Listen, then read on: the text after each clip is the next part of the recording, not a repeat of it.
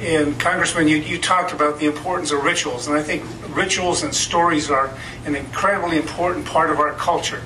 And I want us to be able to do everything we possibly can as the Department of Interior and the Park Service employees to continue to tell these stories so that generations and generations, my grandchildren's grandchildren, will know what happened here at Pearl Harbor and what happened with the USS Oklahoma. Senator Jim Reynolds will be introducing our next two speakers. Senator, would you please come forward? Thank you.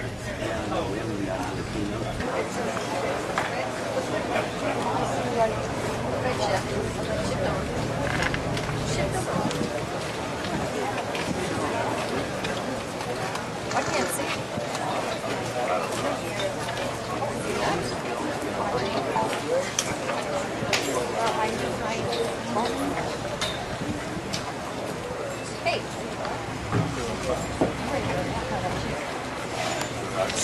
Thank you, Admiral McLean.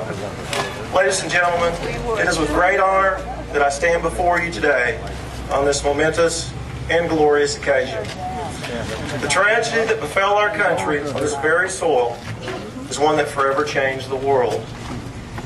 And while the events of that day would have profound effect on our great country, and while the cause for freedom would be substantial, there are few who endured more or lost more than our next two speakers.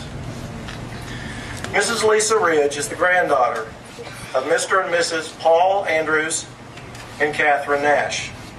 In 1933, at the age of 18, Paul joined the United States Navy. In spite of the difficult news, Lisa spoke courageously that day, and once again has been asked to speak.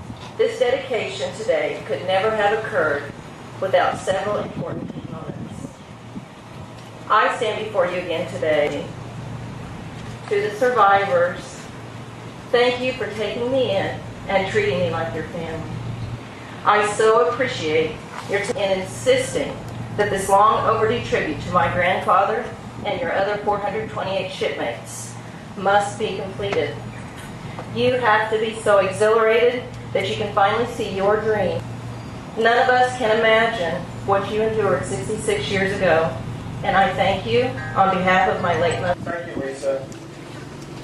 Our next speaker, Ed Beasy, was born June 3rd, 1920, and raised in Texas.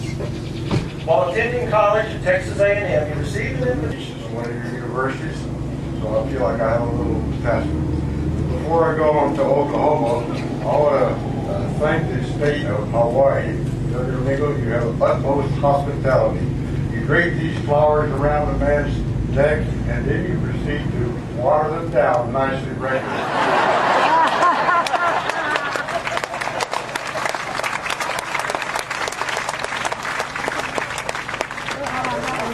It is unusual. When they go in the refrigerator and wither and die, that's been the. You know, I want to ask you a question. Is this a memorial or is it a monument? I think of a monument as an edifice to honor some great battle, some great general, a great admiral who has conquered the seas, and try as hard as I can. I can't bring myself to believe getting your butt kicked and sunk in 15 minutes is a great victory which needs to be honored by a memorial, by a monument. So it is a memorial to me. It's a memorial to a lot of things, certainly.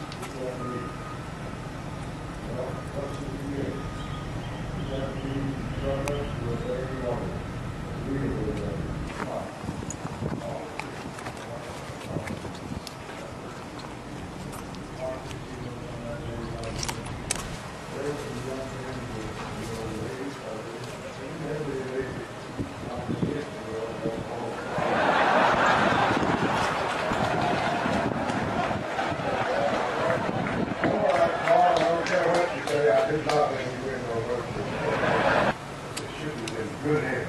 Thank you all.